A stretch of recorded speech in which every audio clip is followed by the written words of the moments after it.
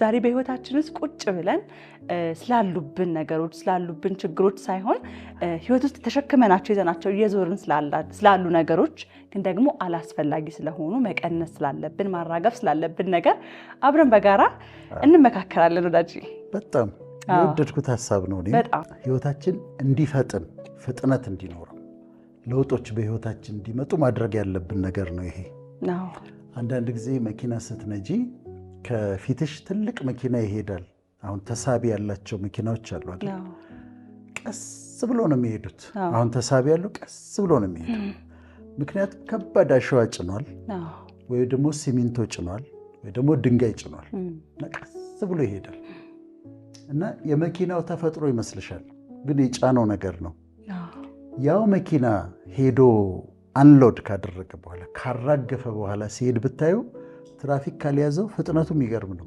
ሞተሩ በጣም አቅም አለው በጣም ነው የሚፈጥነው ቀድም ለምንድን ነበር ቀስ ብሎ የሚሄደው ስለጫነ ነው ሎድድ ሆኗል ወይም ደግሞ ነዳጅ የጫነ ቦቴ ስትመለከቺ እሱም አሁን ጭኖ ባለበት ሰዓት ቀስ ብሎ ነው የሚሄደው ልክ ግን ሄዶ አራግፎ ወይ ከከተማ ውጭ ሲበር ታይዋለሽ እነሱ የሚጠቅም ነገር ነው የጫኑት ግን በህይወታችን ለውጦች እንዲመጡ ፈጣን ነገሮች በህይወታችን እንዲመጡ ማራገፍ ያለብን ነገሮች አሉ አንሎድ ማድረግ ያለብን ነገሮች አሉና እነሱን ነው የምናየው ድሮ ወጣቶች ሆነን ጓደኞቻችን ቀጠሮ ሲኖራቸው ተሰዓት በኋላ ቀጠሮ ካላቸው የሚወዷትን ልብስ ያጥቧታል ከዛ ከማስጣታቸው በፊት ቶሎ እንዲደርቅላቸው ይፈልጋሉ አይደል ስለዚህ ምን ያደርጋሉ መሰለሽ እንደዚህ ያራግፋል ማራገፍ እንደዛ ነው ቶሎ እንዲደርቅ እንደዚህ ያራግፉታል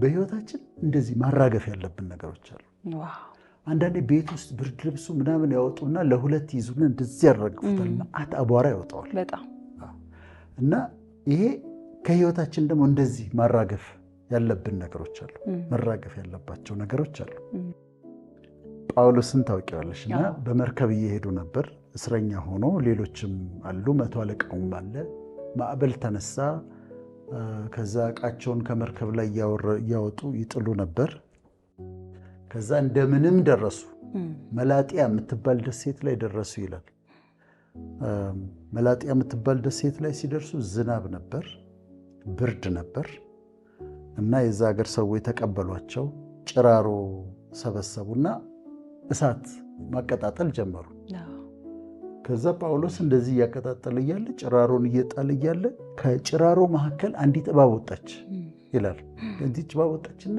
ነደፈችው መንደፍ ብቻ ሳይሆን እጁ ላይ ተንጠለጠለችበት ከዛ የሚመለከቱ ሰዎች ይሄ ሰውዬ ከዛ ሁሉ መከራ አምልጦ እዚህ ጋር ሲደርስ እባብ ፉኝት ከነደፈችው በእውነት ነፍሰ ገዳይ ነው አሉት ከዛ ጳውሎስ ምንድነው ያደረገው እጁ ላይ ተንጠለጠለችውን እባብ ወደ እሳት ውስጥ አራገፋት ይላል ሸከፍ አረጋት ከዛ ቢያዩት አብጥ አይሞትም ምንም አረና ሐሳባቸውን ለወጡ ይላል ይሄስ አምላክ ነው መልአክ ነው ብለው ሐሳባቸውን ለወጡ ይላል አንድ መልእክት ይሰጠኛል ሰዎች ጊዜ ከሰጠሻቸው ሐሳባቸውን ይለውጣሉ ነፍሰ ገዳይ ነው ያሉ ሰዎች መልአክ ነው የሚልሽ ጊዜ ይመጣል በጣም እነሱን እዛው ነው ቋይተው ይሄ ነፍሰ ገዳይ ነው ብለው ወዲያው ደግሞ መልአክ ነው አሉት ትክክል እና ይለውጣሉ ጊዜ ስጫቸው ግን አሁን እሱ ምንድነው ያደረገው ፉኝቷ ላዩ ላይ ተንጠልጥላ የነበረችውን ሼካፍ አረጋትና አራገፋት ወደ እሳቱ አቃጠላት የሚጎዱን ነገሮች አሉ ፍጥነታችንን የሚከለክሉብን ነገሮች አሉ ለሱ ሸክምን ማራገፍ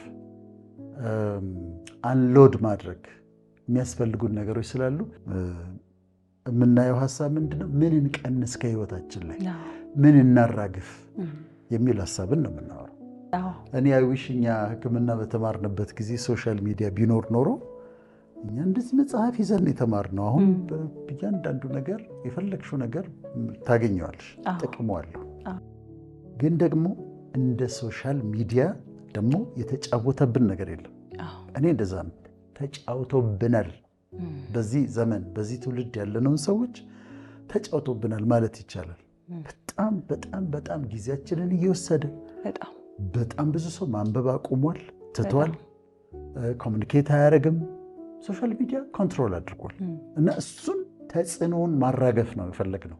ቁጥር 1 ላይም ደግሞ ያስቀመጥነው ሆን ብለን ነው። ምክንያቱም አሁን ትልቁ ችግር እሱ ስለሆነ ደግሞ የሁሉ ሰው ችግር የአብዛኛው ሰው ችግር ስለሆነ እሱም ማየት አለብን እና ጉዳቶቹን አንቺ ጥቅሞቹን ነግረሽና እኔ ደግሞ ጉዳቶቹን ላንሳ። የሶሻል ሚዲያ ጉዳቶች አሁን ፌስቡክ፣ ሁሉም ቲክቶክ፣ የተለያዩ ሶሻል ሚዲያዎች ይሄ የተጠኑ ናቸው። አንደኛው ሎ ሰልፍ ስቲም በራስ መተማመንን በጣም ይጎዳል። ቦዲ ኢሜጅን ስለ ራስሽ ያለሽን አመለካከት ስለ ራስሽ ውበት ያለሽን አመለካከት ይጎዳል። ለራስ ያለንን ክብር ለራስ ያለንን መተማመን ይጎዳል። ለምን እዛ ላይ የምናያቸው ሰዎች እንደምንም ብለው ተሟሙተው አምሮባቸው የሚመጡ ሰዎች ከነሱ ጋር ነው ራሷን የምታወዳድረው። ራሷን ከሷ ጋር ስታወዳድር የበታችነት ስሜት ይሰማታል። እነሱ እኮ እንደዚህ ናቸው፣ እነሱ ስንት ነገር አድርገው ነው የመጡት። ስለዚህ ለራሷ ያለትን ክብር ሰልፍ ኮንፊደንስ በጣም ይቀንሳል። እኔ አላምርም፣ እነሱን ያቸው እኔ ግን አላምርም የማለት ሀሳብ ይመጣባቸዋል። ሁለተኛው ችግር FOMO ይባላል። ፊር ኦፍ ሚሲንግ አውት ነው ይባላል። FOMO ይባላል። የተጠና ነው። ይሄ ምንድነው? ሰኞ ለታ ስልኳን እያየች ነው። ሰኞ ለታ ስልኳን ስታይ ቅዳሜ እዛ ጋር ግብዣ ነበረ፣ እሷ አልተጠራችም። ሰርግ ነበረ፣ እሷ የለችበትም። የሆነ ስብሰባ ነበረ፣ እሷ የለችበትም። አንድ ሌላ ፕሮግራም ነበረ፣ እሷ የለችበትም። ብዙ ፕሮግራሞች ቅዳሜና እሑድ ተደርገዋል። ሁሉም ውስጥ እሷ አልተጠራችም። ስለዚህ አሁን እኔ ተጥያለሁ የሚል ሀሳብ ይመጣባታል። እዛ ሶሻል ሚዲያ ላይ እነንትና ቤት ክርስትና ነበር፣ እነንትና ቤት ሽምግልና ነበር፣ እነንትና ጋር ሰርግ ነበር፣ እነንትና ጋር ፕሮግራም ነበር፣ እሷ የለችም፣ አልተጠራችም እዛ ጋር። ይሄ FOMO ይባላል። ፊር ኦፍ ሚሲንግ አውት ይባላል። ከፍተኛ ተጽዕኖ እያመጣ ሰዎች ላይ ያለ ጉዳይ ነው። እኔ እንዴት የለሁም እዚህ ሁሉ ፕሮግራም ተደርጓል እኔ የለሁበትም የሚል ነው። ከዛ ሶስተኛው ያው ሱስ ያስይዛል። ለዚህ ነው ቁጥር 1 ላይ መራገፍ አለበት ብዬ ያልኩት። አንዱ ይሄ በጣም ብዙ ሰዎችን አፌክት ስላለ ሱስ ነው። አይ ቲንክ ከሲጋራም ከምንም በላይ የበለጠ ሱስ ሳይሆን አይቀርም። አሁን አራተኛው ሳይበር ቡሊንግ የሚባለው ሳይበር ቡሊንግ ሃራስመንት ምንድነው? በማስ ሚዲያ በዚህ አይነት በሶሻል ሚዲያ ያሉ ስድቦች፣ ማንቋሸሾች፣ በጣም ብዙ ስድብ አለ፣ ብዙ ማንቋሸሽ አለ። ይሄ አፌክት የሚያደርጋቸው ሰዎች አሉ፣ ዲፕሬስ የሚያደርጋቸው ሰዎች አሉ። ስለዚህ ቡሊንግ የሚባለው በተለይ ወጣቶች መቋቋም ይቸግራሉ። አንድ ፎቶ ለጥፈው ከ60 ስድብ ሲጻፍ ካነበቡ ያንን በጣም ይጎዳቸዋል። አምስተኛው ሶሻል አይዞሌሽን ነው። ብቸኝነትን ይፈጥራል። ቤተሰቡ ሰው ኮሚኒኬት አያደርግም፣ ወንድምና እህት አይነጋገሩም፣ ከእናት ጋር አይነጋገሩም። ይህም ደግሞ ሌላ ችግር ነው። ዝም ተባብለው ሁሉም ስልኩ ላይ ሆኖ በቃ መነጋገር አይፈልግም አይደል? እንደውም ቀልድ እየተቀለደ ነበር። የሆነ ሰሞን ኢንተርኔት ተዘጋና ከዛ በኋላ እንዲህ እኛ ቤት ውስጥ ለካ ፋዘር ሽበት አውጥቷል እስከዛሬ ሳያየው ስልክ ይዞ እንደዚህ አዲስ ነገር ለካ ማዘር እንዲሆናለች ለካ እህት ያግብታለች የሚሉ ቀልዶች ሁሉ እየተቀለዱ ነበርና ሰው ምን ያህል ስልኩ ላይ ሲሆን በጣም ስለዚህ አይሶሌት ያደርጋል። ሌላው ስድስተኛው ስሊፕ ዴፕሪቬሽን ነው። እንቅልፍ ማጣት። በጣም ያመሻሉ፣ ቲክቶክ እያዩ እያዩ በጣም ያመሻሉ፣ እንቅልፍ አይተኙም። ሰባተኛው ፕሮዳክቲቭ ጥናት ማጥናት ያለባቸው ተማሪዎች አያጠኑም፣ ስራ መስራት ያለባቸው ሰዎች አይሰሩም። ይህም ደግሞ የተጠና ነው። ሬዲዩስ ፕሮዳክቲቪቲ አለ። ስምንተኛው ያው ሚስ ኢንፎርሜሽን የውሸት ዜናዎች በጣም ይሰራጫሉ። ስለ ብዙዎቻችን እኮ ትሰማያለሽ፣ ስለ ራስሽ ዜና በጣም ብዙ ትሰማያለሽ። እሱ ነው። ዘጠነኛው ኦቨር ሼሪንግ የሚባለው ነው። ማለት የሰዎችን ፕራይቬሲ ይነሳል። እና ኦቨር ሼሪንግ ሚስጥራችን አሁን አንዳንዴም በጣም ይከብድ ነገር ነው። ሰዎች አውጥተው የሚያስቀምጡት የራሳቸው የቤተሰብ ሚስጥር ፈቅደው የሚያወጡት አሉ፣ ወይ ደግሞ ሌላዎች የሚያወጡባቸው አሉ። እንደሱ አለ። አስረኛውና በጣም ኢምፖርታንቱ ሜንታል ኢልነስ እያመጣ ነው። ሶሻል ሚዲያ የአእምሮ ህመም እያመጣ ነው። በአሁኑ ሰዓት እያመጣ ነው። በተለይ ዲፕሬሽን፣ ድብርት ትላልቅ የዲፕሬሽን ችግሮችን እያመጣ ነው።